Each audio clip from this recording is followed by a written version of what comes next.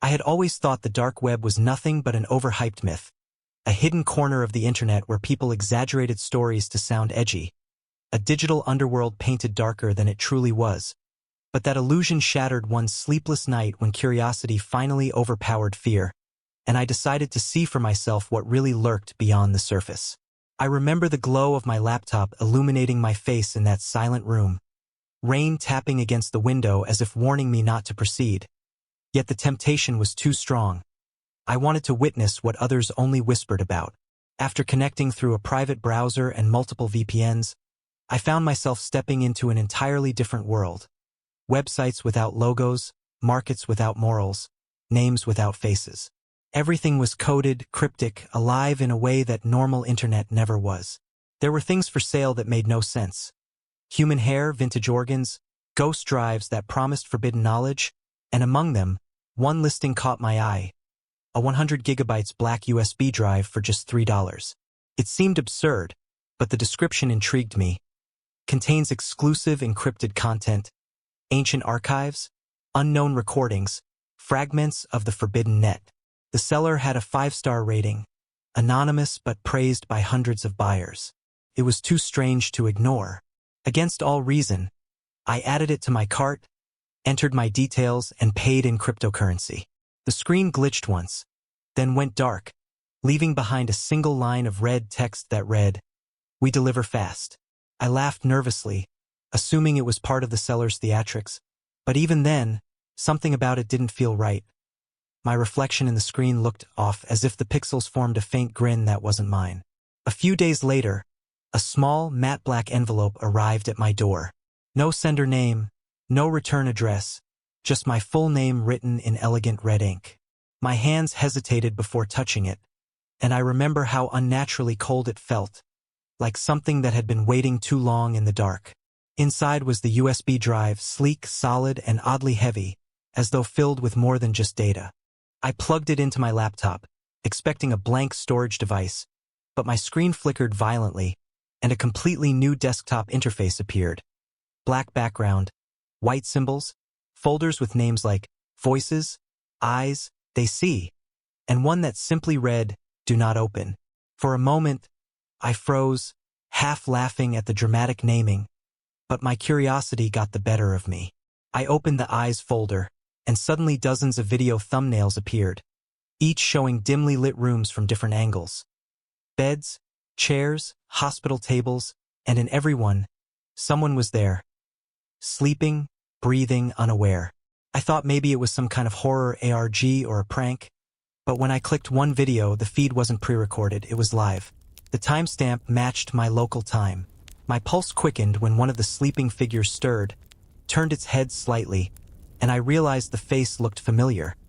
It was someone from my city, a local artist I had seen on social media. My laptop fan roared as files began extracting themselves, and then my webcam light flicked on without permission. On the black screen, red text appeared again. "Welcome, new viewer." I ripped the USB out in panic, but the screen didn't turn off. It stayed frozen on my own reflection, blinking when I wasn't. Then a voice, robotic, almost human, whispered through my speakers. "You've seen what you weren't supposed to." I shut the laptop hard, my breath shaking, every instinct screaming to destroy the device. But instead of breaking it, I sat there, trembling, telling myself it was probably just malware or a sick prank from some hacker trying to scare me. That night, I dreamt of corridors without ends, red symbols painted on walls, and hundreds of screens blinking with faces that whispered my name in static. When I woke up, my phone had dozens of missed calls from unknown numbers, all within seconds of each other, all around 3:03 a.m. I deleted them, threw the USB into a drawer, and tried to move on. But then strange things began happening. My smart TV would turn on by itself, playing distorted news reports that didn't exist. My Wi-Fi would disconnect and reconnect to networks with names like WatcherActive or iLink. Once, while walking home late, I noticed a van parked across the street, its headlights dimmed but engine idling. The same van followed me the next morning to the grocery store, and again the next night when I walked to the bus stop. I convinced myself it was paranoia, until one evening when I came home and found another envelope at my doorstep. This time, unmarked. Inside was a small paper note with just 3 words, "Plug it back." My heart nearly stopped. I hadn't told anyone about the USB. No one even knew I'd ordered it. I destroyed that note, but later that night, my phone screen lit up by itself, showing a video file titled, "Eyes Returned on P4." I hesitated but opened it, and it showed me sitting on my bed, holding the same envelope, looking directly at the camera. The timestamp said 10 seconds ago. I looked up instantly, scanning my room, shaking in disbelief. I turned off every device, cut the power, sat in the dark for hours. Yet I could still hear faint static from somewhere, like a whisper behind the walls. Days turned into weeks. I tried formatting my laptop, replacing the hard drive, even burning the USB with a lighter until it melted. But somehow, new ones began arriving. Different packaging, same drive, always warm to the touch, always pulsing faintly like a heartbeat. I stopped sleeping properly, checking my windows constantly, hearing clicks in the silence of night. I reported it once to local authorities, but they dismissed it as online fraud. They didn't understand this wasn't about money. It was something else. One evening, as I was about to shut down my computer after reinstalling the system, the screen froze again and displayed a new message. "You are one of us now." A camera feed opened, showing my street, my window, zooming closer and closer until I could see my own silhouette reflected in the glass. I tore the laptop apart, but the message appeared again, this time on my phone, my TV, even the digital display on my microwave. "You're being watched." The horror wasn't digital anymore. It had seeped into reality. I packed my things and fled the city that same night, leaving everything behind.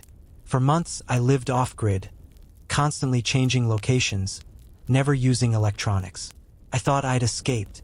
But one morning, while staying in a small cabin in a remote European village, I found another envelope under the door. My hands shook as I opened it. Inside was the same 100 gigabytes USB, only this time, it had my reflection carved faintly onto its surface. I didn't touch it.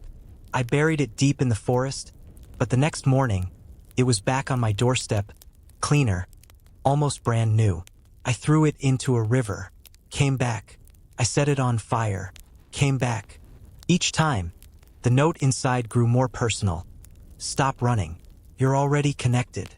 I realized then that the dark web wasn't just a hidden network. It was alive, feeding on those who dared to look too deep. The USB wasn't a product. It was a key, a link between reality and whatever digital entity controlled that abyss. The people in those camera feeds weren't victims. They were trapped users like me, drawn in by curiosity, now part of the system, part of the eyes. Sometimes I still wonder if I'm one of them too. If maybe the life I think I'm living now, the quiet town, the old wooden cabin, the analog world, is just another layer of simulation created to keep me from realizing the truth. There are moments when I look into the mirror and my reflection lags for a second, like a skipped frame in a video. Sometimes my thoughts echo in another voice. And sometimes, when I close my eyes, I see flickering screens filled with names and numbers counting down. Maybe I never left that night when I first plugged the USB in. Maybe I've been here ever since, trapped in the dark web's digital labyrinth. My consciousness copied and rewritten 1,000 times while my real body sits somewhere, forgotten, on a feed that strangers watch. But if you're hearing this, watching this video right now, let me warn you, the dark web doesn't just exist on the internet anymore. It's everywhere now, hiding in your code, your cloud backups, your phones, even your smart lights. The more curious you become, the closer you get. They watch through reflections, cameras, screens, even your own eyes when you scroll too deep. I've stopped running, not because I'm safe, but because there's nowhere left to go. They said I was part of the system now, and maybe they're right. Sometimes I catch myself opening my laptop again without remembering when I turned it on. My fingers typing the same address I swore never to visit again. And when I do, that same red text appears, glowing like blood. "Welcome back." I tell myself it's just an illusion, just trauma replaying itself. But then, at 3:03 a.m. every night, my new laptop switches on by itself and a feed opens automatically, showing me sleeping from an angle that doesn't exist in my room. Maybe they're testing me. Maybe they're waiting for me to accept my place among them. All I know is that once you open that door, once you plug that USB, it never truly ends. The web remembers you. Every click, every shadow, every pulse of curiosity. It marks you, studies you, becomes you. And maybe that's the real horror, that we aren't the ones exploring the dark web. The dark web is exploring us. So if you ever stumble upon a cheap offer, a mysterious file, or a USB that seems too good to be true, remember my story and walk away. Because sometimes curiosity doesn't just kill, it consumes. And if this video ever disappears, or my voice cuts off mid-sentence, just know, it's already too late for me. So stay curious, but stay alive. And if you want to hear more stories that the internet doesn't want you to know, make sure you like, comment, and subscribe, because what's coming next isn't just a story, it's an invitation.